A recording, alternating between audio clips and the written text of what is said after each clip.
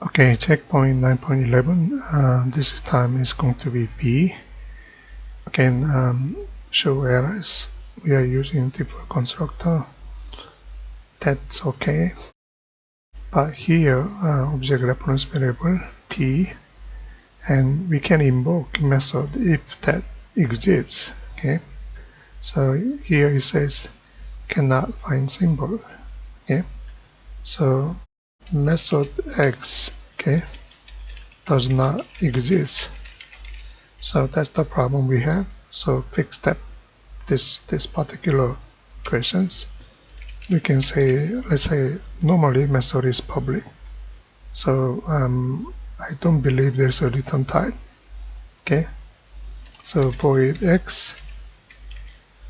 Okay, we are not doing anything at this point. So that's how you can address the problem. Okay, this is just one solution. So this question is, you can use methods, or you can invoke the method that belongs to this object's reference variable. In this case, we are looking at ShowErrors object. Okay, that's all. Thank you.